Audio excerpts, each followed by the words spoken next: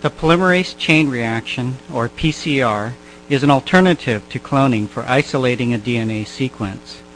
PCR can selectively amplify a single copy of a desired sequence that is present in a complex mixture of other DNA molecules.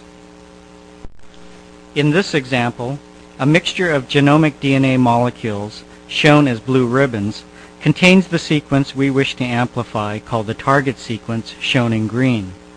With PCR, we can make billions of copies of the target sequence without having to purify it beforehand. In the first cycle of PCR, the DNA molecules are melted by raising the temperature to 95 degrees. After the strands have separated, the temperature is lowered to 60 degrees so that a pair of short oligonucleotide primers, specific for the 3' ends of the target sequence, can bind, one primer on each strand.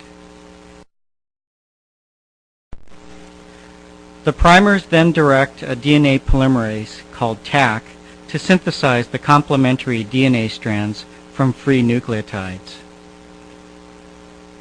In the entire mixture of genomic DNA molecules, only DNA containing the target sequence is copied because the Taq polymerase can only copy molecules that have a primer attached. At the end of cycle 1, both strands of the genomic DNA molecule have been copied to form two partially double-stranded DNA molecules.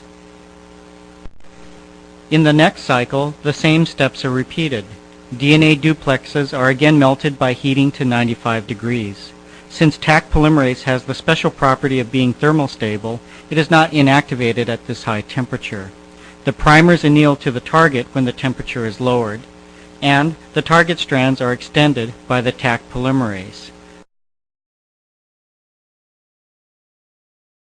The temperature can be raised to 72 degrees to speed this reaction. At the end of cycle 2, 4 partially double-stranded molecules are produced. All contain the target sequence plus some adjacent DNA. During the third cycle, the DNA strands are again melted.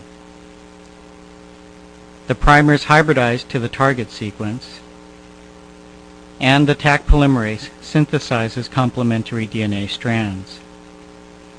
Cycle 3 produces 2 doubly stranded molecules that contain only the target sequence, as well as 6 longer molecules that contain the target and flanking sequence.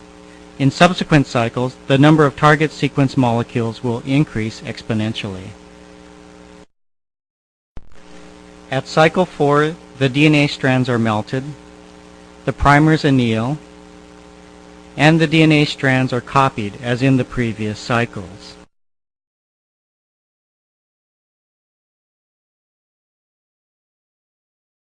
Eight copies of the target molecule and 8 longer molecules are produced.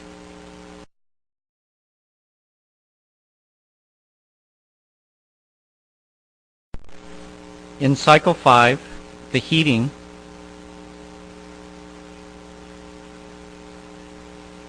annealing and synthesis steps are repeated.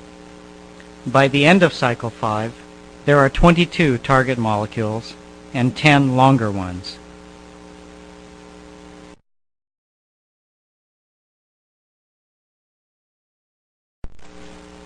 The number of target sequences continues to grow exponentially at each cycle.